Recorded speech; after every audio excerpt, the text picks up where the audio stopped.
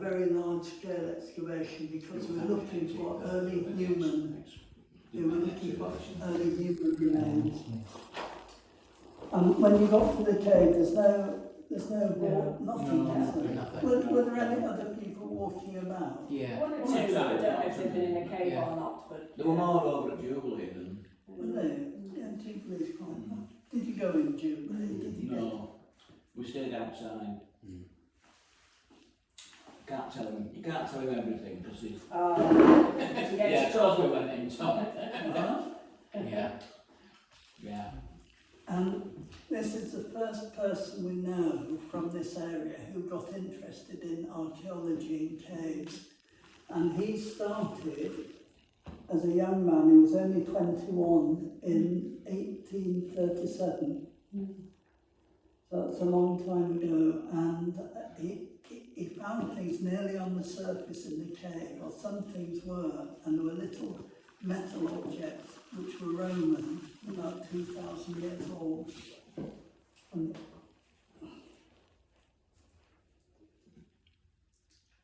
these are some of these are little metal brooches. These were Roman, and he was finding these on the surface of the cave floor, but in very dark areas, because people had gone into dark areas of the cave and put these objects in. And we know a lot about what he did because some things were published at the time, and we've still got some of the things that he found. So making record is very important. And sometimes you can record something at the time, which is important at a later date. You might not know the importance at the time, but later it might be recognised as important. So recording is very, very important.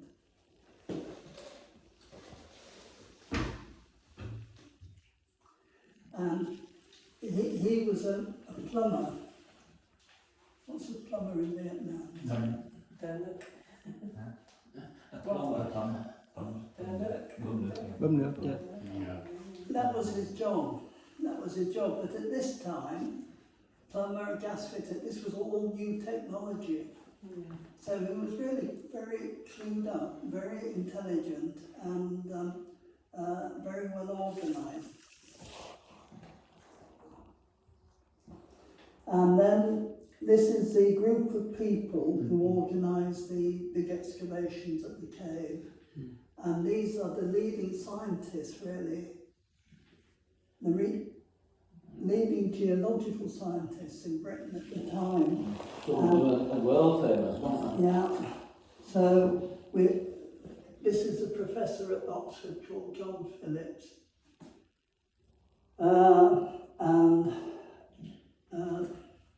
This is someone called John Evans, and he was the first person to find ancient stone tools in the same deposits, not in the cave, but in river terrace deposits. So ancient stone tools with extinct elephants and rhinoceros, showing that these stone tools, makers of the stone tools, were from the same time. So, and this is Jackson here, look, with all these important people. And this is at a meeting. They all came up to see the cave excavation. And this is in what's now the car park in Settlement. Okay. So we could have a group photo like that. Can you see all their hats? Yeah. Because in Victorian times, it's very they're very status conscious. Okay. And the hats would signify that I'm a gentleman. Yeah. The bigger the hat, the bigger the head. That's why you know why they have flat tops on their hats? No. So they could put the candles on. So they could see them. They didn't have any electric lights. No. And this is Jackson outside Victoria Cave. And that rock with stalagmite on it is still there outside the cave. It's gone, it's grassed over now, but can you see it's got dressed up for the photograph? And at this time, when the excavations were on, he was paid to look after the excavations. So he's become really a professional archaeologist. What does the S stand for? Uh, Oh, stupid. Silurian. So that's these are glacial deposits that's why they photograph them. And then these are these are boulders moved by glacial ice, and we get them. There's one on the way out. Yeah. And the limestone, since the boulder was left there, the surface of the limestone has lowered because it dissolves. And this is the amount of surface limestone that's gone since that was left by ice.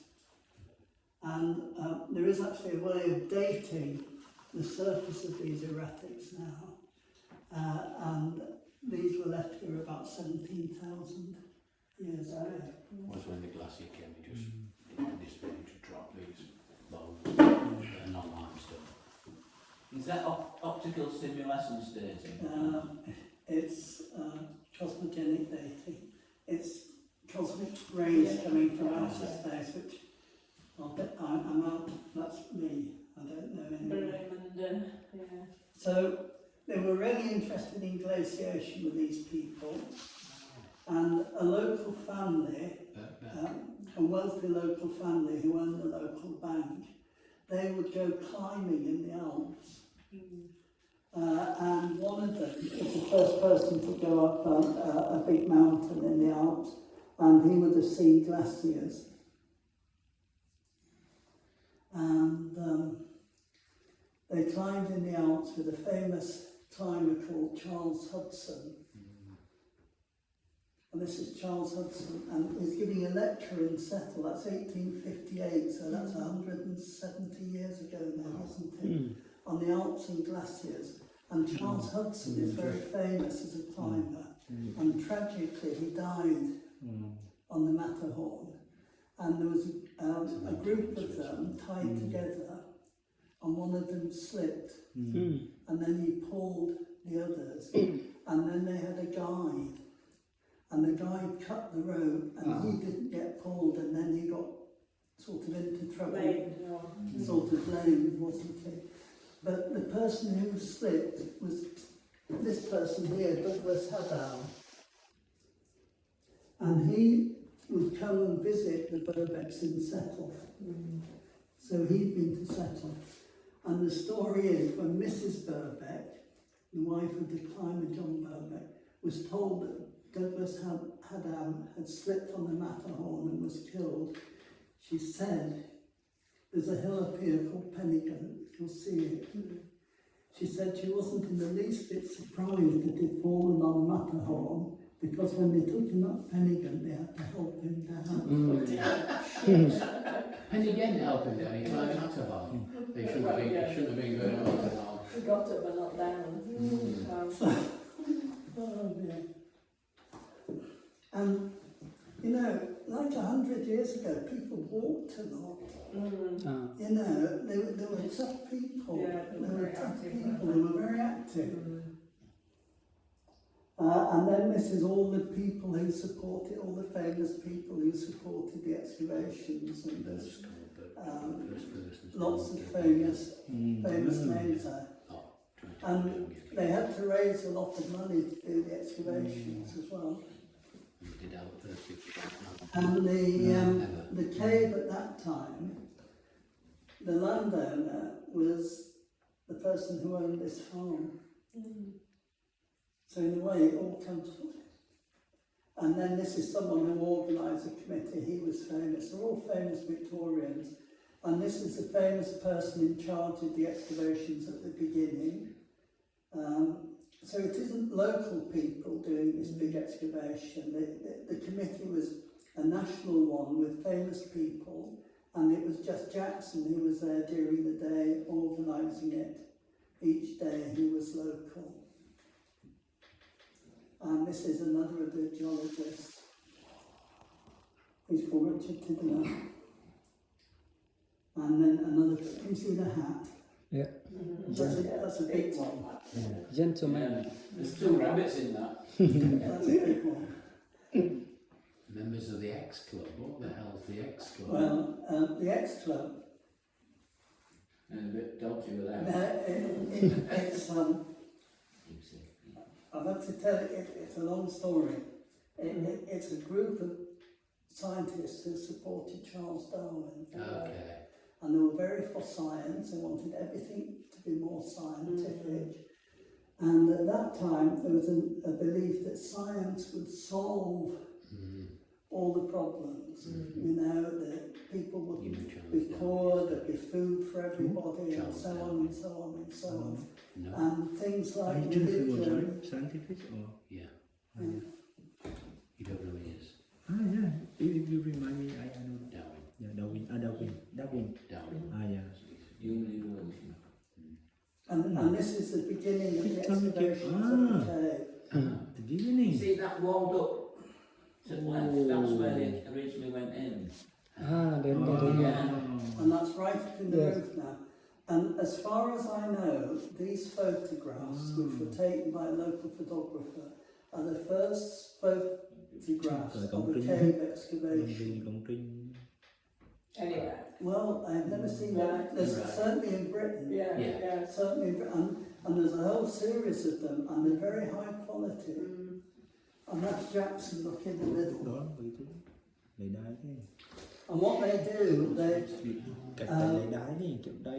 they put a line from front to back inside the cave, and then measure either side of it. You thought we So it's like a grid. They create a grid on the cave floor to record everything. Like that. So that's how it's gridded out. And then they record the finds on that grid. And that's up in the cave roof. It's really up there now. It's really, really high as a cave roof. And those are those are part of their recording system. Did you see in Jubilee? Did you see? We saw the red. The red. Red marks. Yeah, the red. They were all 3 foot apart, a metre apart. Yeah. Well, that's a similar thing. That's the grid, but that one's in Victoria Cave. The last cave we went to. You can't see these now in Victoria Cave. They've all faded. But we showed them a lot of graffiti. Actually, I'm just getting a ultraviolet torch. If I go up at night, it might show some of these up here. That's interesting. Yeah. I forgot to bring your bell and knives. Now we're going to bring them back time. And then this is a diary that Jackson kept himself of the excavations. And all these records, it's so important to make records. I can't tell you how important it is to make records. And from Jackson's notebook, we can reconstruct where the finds were inside the cave. So we've a lot of information from this excavation, even though it was done so long ago. I'm sorry, it's going to do all this now. And then, can you see they've written on, this is the back of a little metal brooch, they've written where it was found. And that's so important to have these records. May 1870. So we know exactly which day that was found on, 13th of May, and exactly where it was found. Yeah. So what's the P&Ls? Which one's which? Parallels. And that's Parallel right or left, so it can be R or L. And that's a view looking out of the cave. And these are some bones from here. They were finding bones down at the bottom here, but at the time they were misidentified.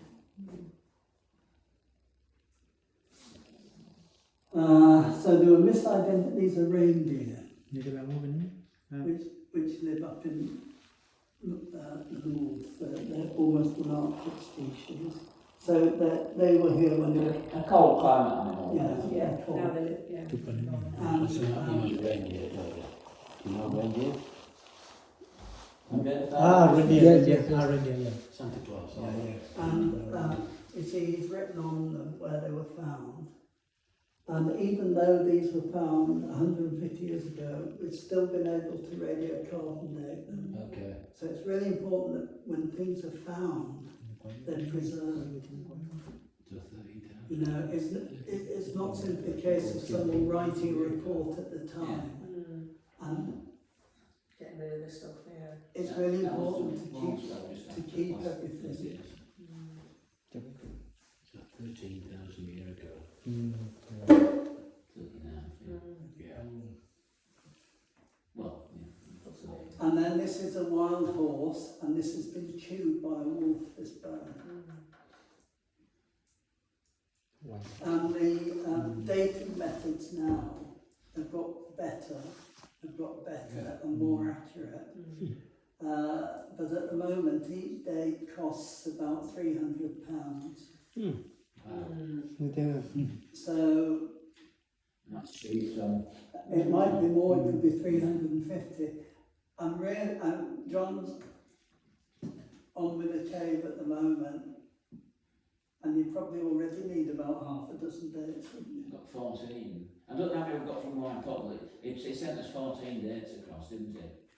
That last Saturday, Sam, there were 14 dates. So, you know, the cost of all this scientific work is wonderful, but it's costly. And how do you get the funds to do it? And then there's this is also show me this one. Yeah.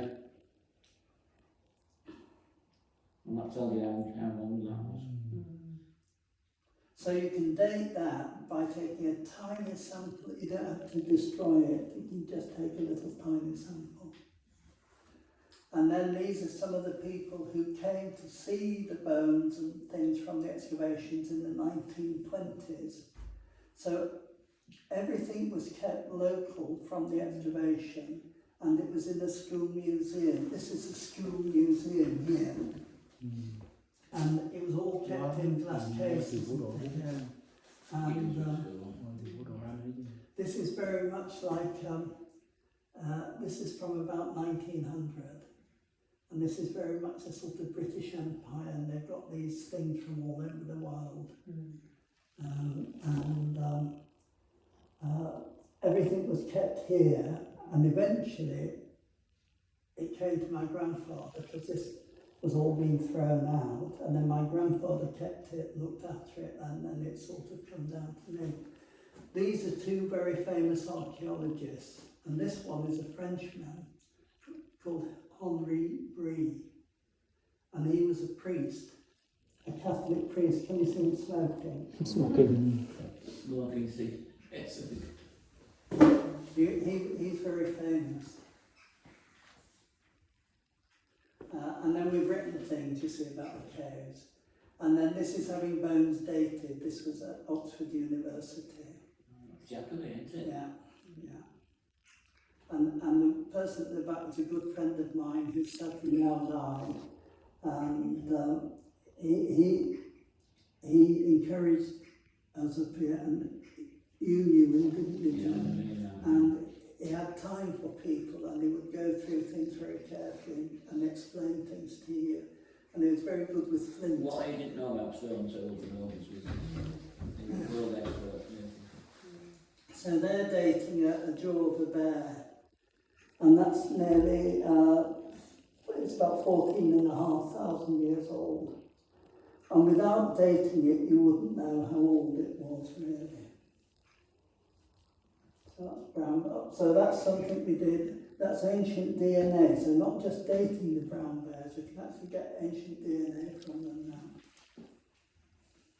And these are some of the sites with the last ice sheets that were here, that went about 17,000 years ago. If you imagine, it's all covered by ice, hundreds of feet above us ice. And then this goes, and you've just got this bare open landscape. And then things start to grow, and then animals come back and so on. And these are the oldest records we have for we've got bears and horses coming back. So the caves are really important in providing this evidence because we don't have it from anywhere else. And that's a bear skull John wants me to bring down, but it's up 2 flights of steps in a big box. So the bears are hibernating. The bears are hibernating at the back of Victoria Cave. You see, so big spectacular fossils, and all these now have been dated. And that's that's a male. What would happen? They go into hibernation in about November. How do you know it's male? It's different. Go on then. It's different. It's different. Yes. It's different. I'm just asking you an awkward question. And it's also genetic, genetics anyway. Yeah. So the bears would go in about October, November. The snow comes down, the cave gets covered up by snow and things. And if they haven't got enough fat to get over the winter, they might every now and again one will die at the winter. And then in the spring, when the snow melts and the cave entrance is open, things like wolves can come along and they go in the cave and eat the bones. Because there's still marrow and fat in the bones, even though the flesh might have gone. So that's a female one. And because they're in the cave, it's very protected and the bone will survive. It's very good. Caves are very good places for preserving. Things. Are your caves, some are quite wet, are they? Are they dry? We do have dry caves, but there are some. They're not like arid, really dry. No. Yeah. Because in the very dry caves in South America, up in the mountains, they get mummies and things, don't they? Yeah, we've seen that. But our caves up here are all wet. But bone survives very well. And then this is from the 1870s record excavations, and these dots are bear bones. Now just ignore those there, ignore that bit. But these are actual fine spots of bear bones. And there's from the back here, can you see how they go out to that little opening? And what's happened, the bears died at the back, and then the wolves come in and dragged bits out. And you see, and we can work this out from the records from the 1870s when they were recording actual find spots. This passage was recorded more schematically, and so these are only distances into the cave. So they dragged them out of the top? Yeah, the wolves were going in and then dragging things out, and very often they chew in this daylight area here, and you get lots of chewed bones here.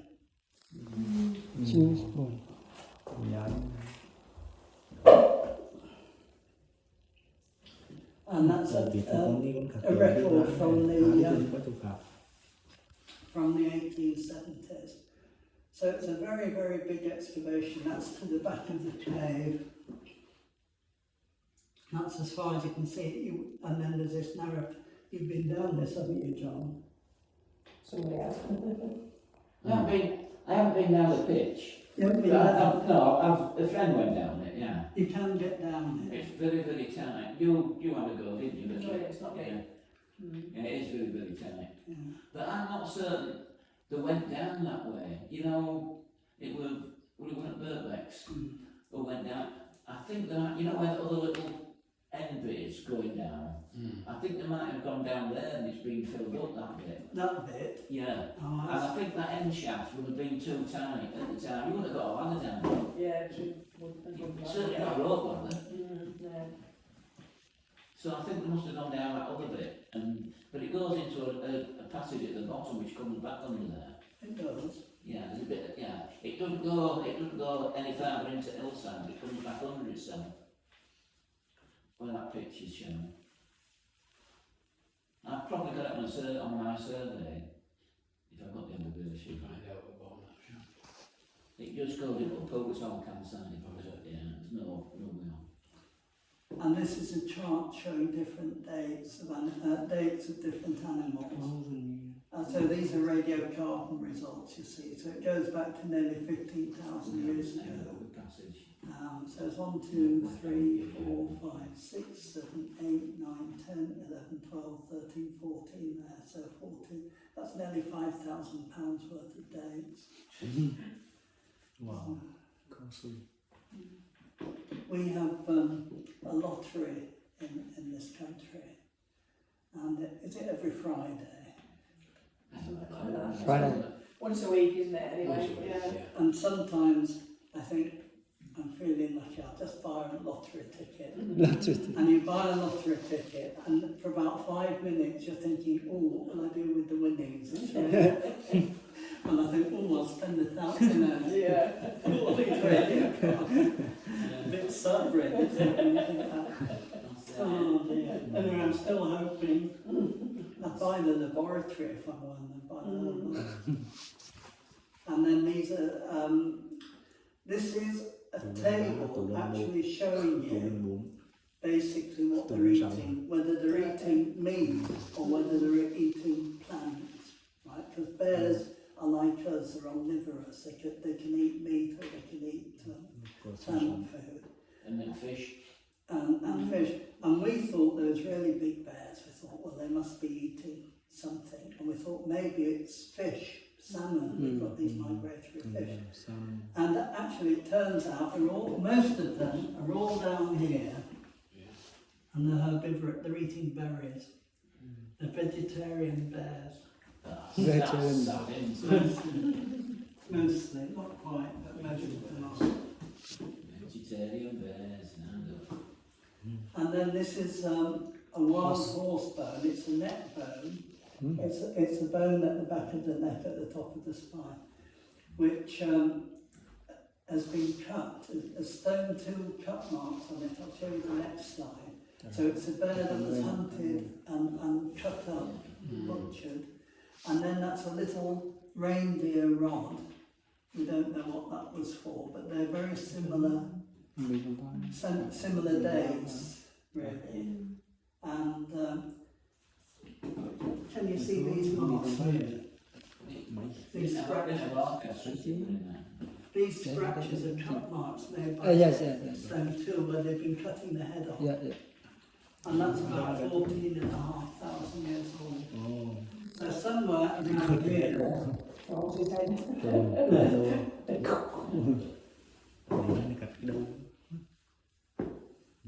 And this is a true story. I paid for the radiocarbon date for that as a birthday present for myself. That's sad.